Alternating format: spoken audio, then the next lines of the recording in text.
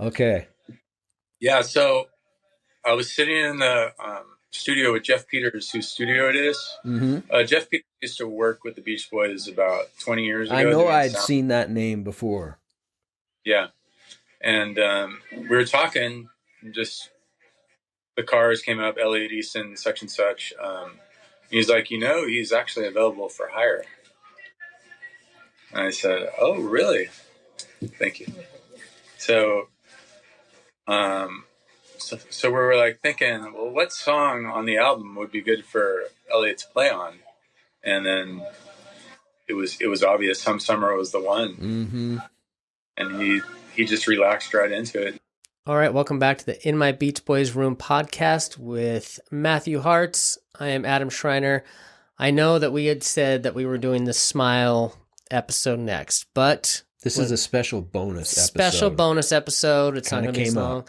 Came up, had the opportunity, had just the right amount of time, and we have Christian Love, son of Mike Love, here on the podcast today doing an interview with us about his solo album that just actually the single Some Summer just released on May 23rd, and he has a solo album called Only Alibis, which is a fantastic album. I became an instant fan as soon as I listened to it, and so we just are taking just a little break from the musical analysis, and we took the opportunity to talk to Christian. Yeah, we got Christian. He's not only Mike's son, but he's a member of the current touring Beach Boys band. And if you haven't checked out his music, you're going to want to, because I've always known that he's a great musician in his own right. But this album and other things definitely prove it, and we're honored to have him on the podcast. Yes, and so before we do that, let's cover our sponsors. We got our boy Quentin Love. Wow! On the Christian Love episode, who's sponsored, and he is very much looking forward to the Smile episode that is coming down the pipe. We got it coming. Thank you for your support. But again, thank Quentin. you for your support. We had a number of other a number of other sponsors that did not want to be acknowledged. Yeah, but thank you very much. Thank you so much. Generous people. Yeah. Wow. Yeah, very generous, and it's always shocking when we see some of those come in that people are willing to sponsor us like that. So much appreciated. If you want to just support us through liking, subscribing, doing all that stuff that helps, just click on the little subscribe icon below. If you want to follow Matthew on Facebook, you can just look up Matthew Hartz. He's a little kid are you still just the kid with the banjo? Yeah. I mean, why not? Not much going on. Yeah. And then Instagram, Matthew Hartz Music. And that's pretty much it. So, thank you as always for all of that. So we talked to Christian, about a little bit about the past of the Beach Boys, a little bit about what's going on with the Beach Boys currently, but mostly it's about his album. So yes. We don't get into like a full musical analysis like we do with our other albums, but we do talk about specific tracks. Mm-hmm. So if you wanted to take a minute to get familiar with those before we talk about them, you can go find him on Spotify, Apple Music, all your major music streaming platforms, and go listen to his album, Only Alibis. You'll want to have it in your car for summer anyway. Yeah, especially Some Summer, the single is literally made for summer. And so... yeah, do that. If you want to do that and get familiar with the songs before we talk about them, that might help. Just because there's some very specific things we do talk about in some of the songs. So if you wanted to do a little homework before, go ahead and check that out. And if not, you just want to listen, and maybe this will inspire you to listen to his album, then you can do that as well. We'll go ahead and I'll throw some links to his stuff down below to make it a little easier on you. So with that being said, here's the interview with Christian Love. So we are very honored on the In My Beach Boys Room podcast to have as a guest Mr. Christian Love. Christian Love. Yes. We're really excited about the single that dropped on May 23rd, if I've got that date right. Yes, that is correct. Some Summer. Fantastic record, and we're really excited about it. We're going to talk about that today. We're going to talk about Christian's album, Just in general, only Alibis, and we're going to do a couple other things too. But we're super excited, Christian. Thank you for being here. Yeah, thank you very much. For having me. My pleasure. Yeah, we know you're a busy guy. We know you're touring with the Beach Boys right now, so we know that is a packed schedule.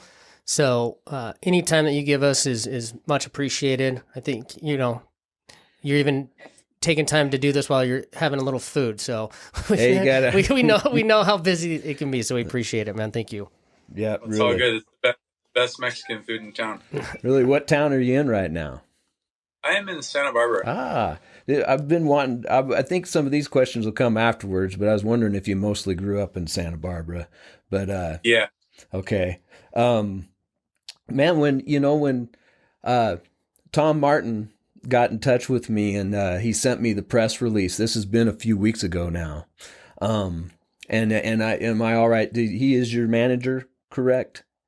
Yes, correct. Right. Yeah. And so I remember, I read all the stuff, and then it had been a few weeks, I think, and I got in touch with you and we set up the time to do this. And when the first time I heard some summer out of the gate, and I guess I had just forgotten, but I mean, the Cars vibe hit me right out of the gate. And then it oh, that's right, Elliot's on this. It's so cool. I mean, the single's got so many cool aspects to that, but that just one small aspect of it is so cool. And then I know that it says in the press release that Matt Jardine's on this. Is he on any of the rest of the record? No, just that particular song, but he was nice enough to come all the way out from Arizona and help me out with that song.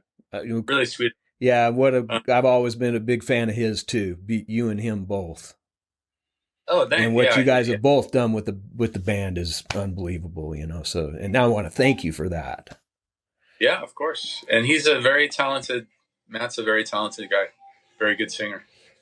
And then Phil Jones on drums. Mm-hmm. Okay. Yeah, so I was sitting in the studio with Jeff Peters, whose studio it is. Mm-hmm. Jeff Peters used to work with the Beach Boys about 20 years ago. I know I'd seen that name before. Yeah. And we were talking, and just the Cars came up, Elliot Easton, such and such. He's like, he's actually available for hire. And I said, oh, really? Thank you. So, so we were like thinking, well, what song on the album would be good for Elliot to play on? And then it was obvious Some Summer was the one. Mm-hmm. And he just relaxed right into it and did a great job. Oh yeah, it feels like it was built for that. The riff he came up with. Yeah. But it's signature Cars, but signature to the tune right out of the gate too. An amazing lead break by him for sure. Yeah, I love that too. That's it. The song is, I mean, it is, it's got several hooks in it. Not just hooky, it's got several hookies, and it's like, the whole album. I'm just talking about some summertime right now, but the whole thing is just a great summer album full of hooks. Is a solo on there on some summers that then. That's Elliot. That's Elliot on the solo. Yeah, and that's actually one thing I definitely noticed. Pretty. Yeah, he's a beast for sure.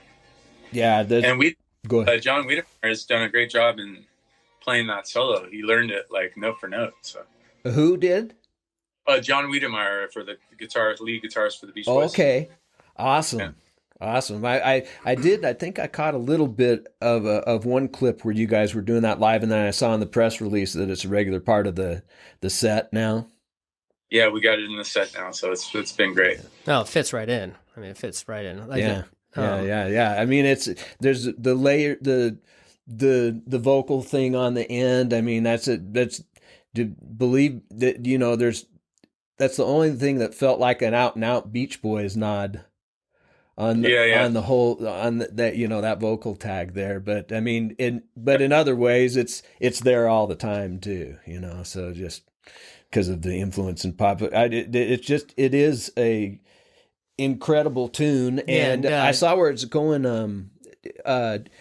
I think Stamos released it on his Instagram thing, right? And it's up to quite a few views now. I think it's 174,000 plays now. That's pretty cool. And that's because he directed it. Is that what I saw? Yeah. He was nice enough to help me out with the video. Yeah, that's cool. It's I checked out the video, and there's some nice shots of some ladies in there. That's perfect for the summertime theme, And so I appreciated that. Yeah. Thank you, Mr. Stamos. I love the shot with your dad. That to me, that was especially singing that shorts line. There's just that was nice. That was Stamos's idea as well. Yeah. Golly, and I just thought, so Tom was telling me, so tell us a little bit about what the record's doing besides that. I mean, you're hoping getting a little bit of momentum here, and anything else we need to know about that process right now? Yeah, so the record went out to AAA radio on the 24th of May, which is like basically college radio. So we've been doing that, and basically having it as an addition to the set has been, a big one for us. So we're just we're pushing the video, we're pushing the song, and, seeing how it goes. That's awesome. So real quick, Christian, our format of this podcast is, Matthews has a ton of knowledge on the Beach Boys. I, growing up, liked the Beach Boys, not, as into the Beach Boys as he was, but, definitely a fan. And so throughout this podcast, he's taught me how a lot of the Beach Boys history, a lot of the musical breakdowns, that sort of thing. And so, my perspective on a lot of this stuff is going to be, a little more surface level as far as music goes, music breakdowns. And then, Matthew is, he's a working musician and, knows all about, music theory and all that stuff. And so so in this podcast, that's kind of the perspective, just to give you an idea of like when I'm talking about your stuff is that's, I'm not a musician by any means. It's just basically what he's got a better ear than he'll ever let on, though. But that being said, I became, when I found out we were going to be having this interview, I devoured your album, man. It is a fantastic album, right in my lane of preferred music. I really enjoyed it, man. Instant fan here, and I wouldn't just be saying that. If I didn't feel that way, I would just plead the fifth and just do this. But I was really happy that I was able to listen to an album that was as good as this one is. And so any particular tracks stick out to you on the album? We didn't know how much you wanted to get into that part of it, but I got some. Yeah, I got something on all of them. But one thing that because I love music, obviously, and one thing that I do when I find an album I like, so say like usually my progression is I'll hear a song I like. I'm like, I like this song. Maybe it's on the radio. Someone shows me, and then it's like, okay, now I want more, so I'll listen to an album, and then I listen to an album, devour the album, and then it's like, okay, what else? I want more, so I go looking for past album, discography, and all that stuff. And so, I mean, in an indirect way, that kind of happened with you, but then I was a little confused on kind of your timeline of your music, because as far as like a full-on album, Only Alibis is, as far as I know, the only one that you have. And then I saw a couple, and this is just going off of Spotify. A couple singles like We Don't Know What We're Fighting For and Silhouette, Living For Today, the EP. And so I'm just wanting to know a little bit more about like, is this like, are you just kind of breaking off for the first time as a solo act, or is this something you've been working on for a while? Just a little curious about that, just because I did become a fan, and so I'm just curious on more. Yeah, no, I've been in bands since I was 20 years old. So, and then I released an album. I think it was in 2012, but I could be wrong about that. But it's called Dancing with the Sun. Dancing with the Sun. I had released that out, so that I guess that was my only other official release of an album. I think there was 11 songs on it. Right. And it was kind of like a compilation of everything I had written up to that point. So, yeah, I mean, it's been a good journey. It's been a lot of songwriting, like hundreds of songs have been written, but then you decide which songs should be on an album or stuff. And by the way, great writing. Thank you. Yeah, and I was going to ask about. I didn't do enough song research on collaborators. How many collaborators did you have? That's a good question. I don't think. Let me see if there was a collaboration. Okay. I think almost everything was written just by myself. Wow. On this album. Well, congratulations, man. They're all great tunes. And I think I told you one of the times, the first time I heard about you was an interview with your dad many years ago. And he was talking about how you were probably like a mid-teens then. And he's talking about you being into surfing and into Sting at that point. Yeah, exactly. Those two things. So, I mean, I can hear the Sting stuff. I heard a Steve Miller vibe. Oh, good call. Especially on There's Something I've Decided, but there's another couple of tunes, and the way that you structure the 2-part harmonies through a lot of the record to me are so inventive and so. I mean, there's a lot of things going on, and I'll get off on way too many tangents here if you let me. Yeah, no, Steve Miller has always been a major influence for me, and vocally we have similar tonalities, so it's been an artist that I've covered a lot of his songs. I enjoy his songwriting and, basically his style. So yeah, that was, yeah, I could see where he could see that for sure. Yeah. The other, I noticed, at least in some of the more commercial sounding stuff, there's a Jack Johnson vibe to things going on there too. And Adam was saying he might have saw where he might be some sort of an influence too. Yeah, I don't know if you guys heard on the deluxe edition the song "Going Down the River Too Fast." Oh, it's my favorite one. I had to see. I'm out of the loop. That's my favorite one. That's actually my favorite song on the album. And it's yeah. So that one, it didn't make the album, but then when we did the deluxe edition, we added it on there. And yeah, I've had a couple other people say that as well. That it's their favorite song. Yeah, it's funny that it was the bonus track because it doesn't have the same vibe as the theme of the rest of the album. But man, it is such a. I mean, that was my favorite song. That was the. I really feel left out right now, guys. Yeah. So I'll have to go look at that. Yeah.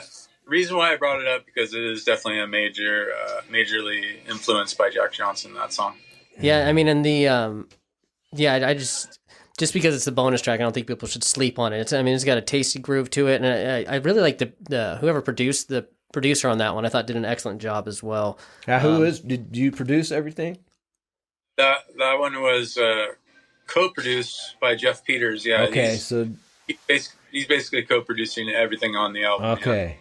Yeah, that's a great track. So those of you who are listening, make sure you if you want to check this album out, make sure you listen to the deluxe version which is on Spotify. Yeah, and it'll give you that bonus track, and it also gives like the live version of I think what we don't know what we're fighting for. I think is that one. Right. Correct. Yes. And what was the other one on? Oh, the demo version of Some Summer.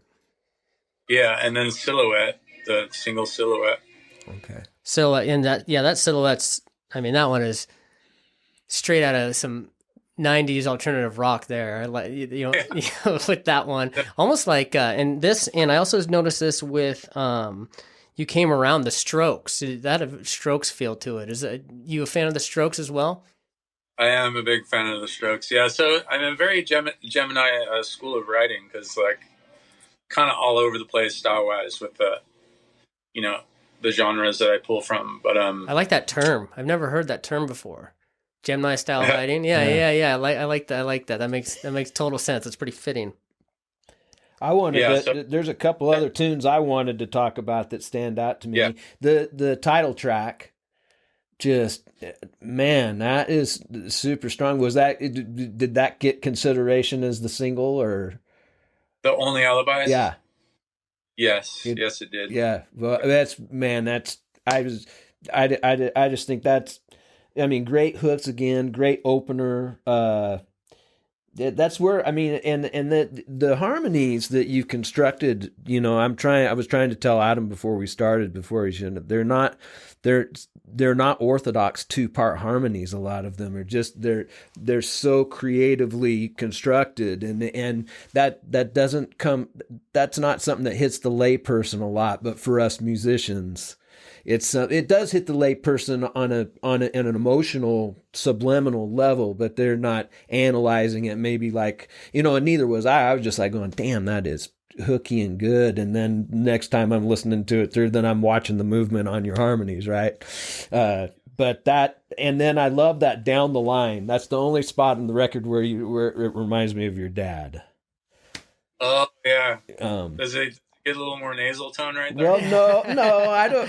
You know, I have a funny story. My brother and I had a Beach Boy tribute band about 20 years ago, and I was teaching him how to sing Beach Boy songs before he could talk really, and he always did your dad's part, and so he grew up singing your dad's leads, and he has a pronounced that to just a speaking voice, and I think it's all my fault. But no, I was the bass vocal where it says Down the Line, just it had a little bit of resonance like your dad, or just remind me of a line your dad might sing within a Beach Boy arrangement. There's something I've decided, I think that's another stellar track and won't get out of my head. Yeah, that one's catchy. I had a question on that one. What is like that? I love like the kind of echoey synthy thing going on. Is that a violin on there, or is that like a keyboard synth going on? I think it's like at the end of the chorus on one of them. It's definitely a Logic. It's an internal Logic sound, so it's definitely a synth. Yeah. Yeah, it sounds like a reedy, like a reed. Could be like an English horn or an oboe, but it's like Adam was thinking it was a violin. I said, I bet it's just a MIDI driven. It used to be MIDI driven. I don't know what it is anymore. But I've accidentally stumbled on so many cool sounds in Logic. It's just like, and you know, there's some sounds that you're like, oh, I don't really like that sound. So you just gotta, you know, look around until you find something you like, basically. Mm-hmm. Yeah, no, and that's the. I thought it was really well placed in there. So not good taste there. Yeah. I don't know. I think all of the compositions. That's why every tune on there is solid. I mean, you know, and there's parts of all of them that stand out to me. I think there's a little falsetto hook in the middle of the chorus in the song "Crazy for You." That thing that just like it just raises the hair on the back of my neck every time it comes through. You know, that's really. It's funny. Yeah, it's funny you should say that, because then I'm like, oh, now I have to do this live. Oh man, that was fun to create that. Man, yeah. I have a question. So, Microwave Dress. I love that name. Is that a? I mean, I can interpret that in my own way, but what is where's the term microwave dress come from? It's basically my idea of a hot dress. Okay, yeah, totally. No, I loved the play on it. It was a very, very clever name. And I was like, you know, a lot of times when I listen to albums, I'll just listen to them. I won't look at name. You know, I'll just let it play through my headphones. I won't know the names of the song. But then I went back through and I was like, microwave dress. Oh, right. Is that like a thing, or did you come up with that? Either way, man, it's a great one. I like it. Yeah, and I was the opposite of you. I saw the title list first, and I wonder about that too. Yeah, and that song was written a long time ago, so just kind of pulled that one and thinking, yeah, this would be pretty cool for this album. So you've wrote a ton of songs. You just kind of put together some of your favorites. Like, sounds like you maybe wrote a few more. Are you just as a fan? Do you have some more in the tank that you want to pull from, or some more that you want to write for? I know this album is just getting out there, but you know, as quickly as I can digest music, and people can digest music these days, are you looking at album 2 or? Yeah, Yeah, the thing is album 2 is already done, so it's like basically just kind of waiting patiently. Mm-hmm. Oh, okay. It's all about timing now. Awesome. Yeah, I have this with a video in some summer and just waiting patiently for it to see it out, and maybe either in the fall or the beginning of next year, I think we'll get the next album out there. I noticed I noticed that the album must have dropped quite a few months ago. Yes, it was. I think it was the beginning of September. Okay. Last summer, yeah. And I've worked with lots of artists these days that are, it's the same exact strategy. It's like a lot of stuff in the can, and then it's all about, do we release an album? Do we release, and when to, and all this, and it's a whole new ball game, isn't it, Christian? And this is like the wild west. And a lot of people are coming to the conclusion, maybe we should just release singles, here and there. Yeah. Maybe that is the better way to go. It's just that I have so many songs that I want to get all these songs out there for people to hear. So. Yeah. I think it's a nice balance. There's definitely people out there like me that are like love devouring albums and have their collection of, whether it's digital or in physical format, their collection of albums. But then you gotta. We got the TikTok generation that you got to appease, and they like their, just their singles and that sort of stuff. Their playlists, yeah. And then I was surprised that the CD has been selling so well because, I was wondering if that was going to work out. But the CDs have been selling great at the gigs, and especially if I, go out and talk to people and just meet new people every night after the shows. Yeah. So I'd imagine you don't have time for to like. I mean, you can play some some summer and I don't know, maybe another track while you're on the road with the Beach Boys. But what about? Or I mean, do you have a plan of putting together any sort of tour for strictly your music? I would like to, but it's just like this thing is so the Beach Boys gig is so consuming with time wise. Yeah. No, I can't. The dates are crazy. Yeah. And I'm sure you guys have looked at this summer is just crazy schedule. I know last year I was out with Asleep at the Wheel I was out for 180 days. But that wasn't that many, so it was just but you guys got to be out more than that. Yeah, it's going to be at least that, I think. Yeah. Wow. Yes. Yeah. So. I mean, along those same lines, like I don't even know how you. I mean, I guess it makes sense that you have been writing a lot of these songs over the years, but that was one thing I was like, how did you find the time to put together an album with the time commitment of the Beach Boys? Well, actually, I don't know if you guys are aware. I left the band in 2014 till 2018. Oh, okay. I knew that I knew there was a span in there that you weren't there, but I didn't. And the good thing about that is I was able to learn how to use Logic because I never had any means to record my stuff on my own. So it was a nice time for me because I was really able to spend many hours and just laying into the learning how to produce stuff. You enjoy that too? You enjoy that production part of it? Oh, I love it. Yeah. Nice. Christian, I wanted to ask you a couple of just general questions about, that I always wondered, being as though I heard about you when I was pretty young. I'm just curious as to, a lot of people just assume that you got started into music in a certain way. How did you get started into actually singing and playing music? How old were you and how did that happen?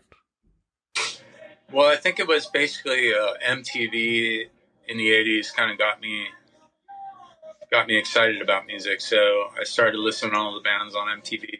And then we had a grand piano in the house that was located on the Mesa, my dad's property. Mm-hmm. And I started playing that piano. And I wrote my first 2 songs on the piano. I don't play piano anymore, but wow. And then these 2 other guys are like, let's start up a band. So we started up a 3-piece band, and I learned how to play the bass guitar. And we had a 3-piece band called Alex's Cane, and we weren't any good. We just started gigging, we had a few songs, and we gradually learned how to how to play. That sounds like the Beach Boys. Right. But no, I mean, it's so much of live gigging, especially, is about reps. Nothing takes that place. You can even put a talented musician in a position that he should be able to do the job, but if he doesn't have the stage reps behind him, and that's the whole thing, is a growing process on that. Another thing I wanted to ask you is do you have a favorite set or couple of sets of lyrics that your dad has written? Like, what are your favorite sets of lines that he's written? Yeah, let me see. Well, Warmth of the Sun is an obvious one. Yeah. Great tune. Yeah. Let me think. I think Surfing USA. Impressed with that song. Mm-hmm. Was he writer on Help Me Rhonda? Oh, yeah. Yeah. Oh, yeah. All of that. I mean, to me, the cadence that he had on all of that stuff, where he got the idea of having the syllables matching the cadence of the melody. Exactly. I mean, it made the rhythmic part of those lines so great. I'll tell you one of my absolute favorite ones is All I Want to Do. And that's one of my favorite vocals of your dad's too. That is a good one. We were doing that for a while back. Yeah. And of course, Do It Again, Cowgirls. Oh yeah, yeah. Those are staples. You could just go down every rabbit. I mean, there's a lot of great tunes. I'll tell you, one of my favorite tunes of your dad's is one that he gets sole credit on, which is and I like the earlier version of it rather than the waltz version that ends up on Holland, but Big Sur. And the one that's in 4, the earlier version that got recorded like around 71, is one of my favorite all-time Beach Boy things. But I wanted to ask you, so I've read one spot, and maybe in your dad's book, which is one of my favorite books, by the way, as far as getting that perspective on the Beach Boys, has been one of the most enlightening of all. I got all the books, but it was really loved reading your dad's book. But he says that he had a guitar with him. And I know that I've seen pictures of him at least playing a guitar, making a chord on a guitar, and maybe even having a bass in his hand at times. And I know that the sax stuff and everything like that. But on a tune like that he wrote by himself, would he have known enough guitar work to sit there and come up with the changes while he was writing that tune? No. Oh, okay. No, I think he did attempt to learn the guitar for a small stint, but he never actually learned. So then, do you think he kind of had just had the melody, as far as but was he able to flesh out the chords himself, or would there had to have been somebody help him on that? There would definitely have had been somebody. Okay. Yeah. It's a beautiful, regardless of any of that stuff. It's just, that's always been one of my favorite moments there too.